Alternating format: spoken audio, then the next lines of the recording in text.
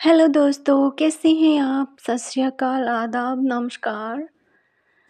पीर बाबा की कहानियाँ सुनने के लिए चैनल को सब्सक्राइब करें और लाइक कमेंट ज़रूर करें। जय पीर बाबा जी की। दोस्तों, आज हम एक आपके साथ कहानी शेयर करेंगे, पीर बाबा जी की सच्ची कहानी। दोस्तों, एक गांव में दीपा और जस्सू नाम के दो पति पत्नी रहते थे अपने परिवार के साथ।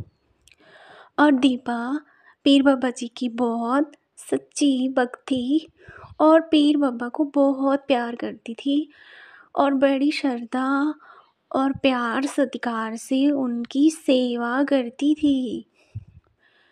और जो दीपा की ननंद और सास थी, उनको ये सब अच्छा नहीं लगता था और उसकी ननंद अपनी माँ के हमेशा दीपा के खिलाफ कान भरती रहती थी कि जो पीर बाबा की सेवा करती है उससे हमारे घर में भूत प्रेत का वास होता है।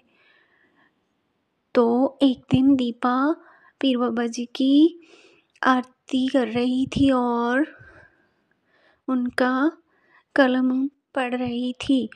तो दीपा की ननंद अपनी माँ को बुलाकर लाई और दीपा की सास ने उसे बहुत डांटा। इतने में जस्सू भी आ गया। तो दीपा की सास ने जस्सू के भी कान भर दिए और वो भी दीपा को डांटने लगा। वो कहने लगा कि आज से अगर आपने ये सब बंद नहीं किया तो पीर बाबा के चिराग और तुम्हें भी घर से बाहर फेंक देगा। तो दीपा चुपचाप अपना काम करती रही और दीपा के ससुर ने उन सबको डांटा कि दीपा अच्छा काम करती है, वो पीर बाबा की सेवा पूजा करती है, तो तुम उसको क्यों नहीं करने देते। उस वक्त तो सब चुप कर गए, परंतु उसकी सास और ननंद उस पर बहुत गुस्सा थी। उनको ये सब अच्छा नहीं लगता था। और कुछ दिनों बाद दीपा ने बहुत अच्छे अच्छे पकवान घर में बनाए। पीर बाबा को चढ़ाने के लिए, भोग लगाने के लिए अच्छे अच्छे पकवान बनाए। तो दीपा की ननद ने बोला कि उसने पकवान अपने दोस्तों के साथ खाने हैं, तो वो टिफ़िन में पैक करके बाहर ले जाकर खाने बैठ गए अपने दोस्तों के साथ पीपल के पेड़ के नीचे। तो दीपा ने अपनी नंद को बोला कि आप पीपल के पेड़ के पास बैठकर मत खाएं, आ जाओ कि घर में खा लो। पर उसकी नंद उससे बहुत चिढ़ती थी, उससे नफरत करती थी और उसकी बात बिल्कुल नहीं मानती थी। तो जब वो लोग अपना नाश्ता कर रहे थे तो दीपा की नंद को एकदम से चक्कर आ गई। उसकी तबीयत बहुत ख़राब हो गई। तो वो अपने दोस्तों को कहने लगी कि मुझे घर पे छोड़कर आओ।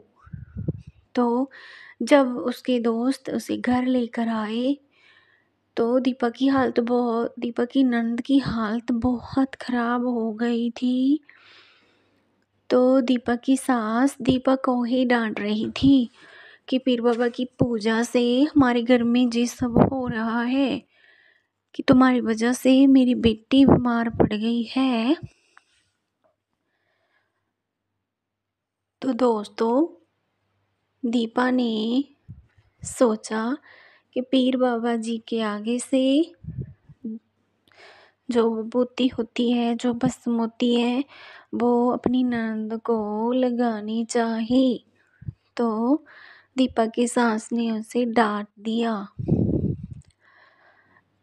तो इतने में ही दीपा की ननद रौला पाने लगी और उसने में एक लड़के की आवाज़ आने लगी कि ये लड़की अच्छा खाना खा रही थी तो मैंने भी खाना था। तो दीपा भागकर पीर बाबा को अर्ज़ करने लगी कि वो मेरी ननद को ठीक कर दें। तो वो अपनी सास को कहने लगी कि माँ जी, हम बहन जी को पीर बाबा के पास लेकर चलते हैं, वो इन्हें ठीक कर देंगे। पर उसकी सास मान नहीं रही थी। तो दीपा के ससुर ने डांटा और अपनी बेटी को पीर बाबा के चरणों में लेकर आए। तो जब दीपा ने अर्ज दुआ की पीर बाबा जी के आगे, तो पीर बाबा जी के चिरागों से आवाज़ आने लगी। वो उस लड़के को कहने लगे कि अगर तुम इस लड़की को नहीं छोड़ोगे तो मैं तुम्हारा बुरा हाल कर दूँगा। तो वो लड़का रोने लगा कि पीर बाबा मुझे माफ़ कर दो, मैं अभी छूटकर चला जाऊँगा, और बोलने लगा कि मुझे मुक्ति दे दो। तो पीर बाबा ने बोला कि वो दरगाह पर रहकर सेवा पूजा करे तो कुछ ही समय में तुझे मुक्ति मिल जाएगी। और पूरे परिवार के सामने पीर बाबा जी की रूहानी आवाज़ दीपा को बड़े प्यार से बोलने लगी कि दीपा, तो मेरी बहुत प्यारी भक्त है, मैं हर जगह तुम्हारी रक्षा करूँगा, तू मेरी प्यारी बच्ची है। जब सारे परिवार ने ऐसी रूहानी आवाज़ सुनी तो वो दंग रह गए कि सच्ची में दीपा पीर बाबा की सच्ची भक्त है। पीर बाबा जी अपने सच्चे भक्तों को बहुत प्यार करते हैं और उन्हें बहुत सारी चीज़ें देते हैं और कभी झुकने नहीं देते। जय हो मेरे पीर बाबा जी की दरबार की हमेशा जय रहे। जय हो पीर बाबा जी की।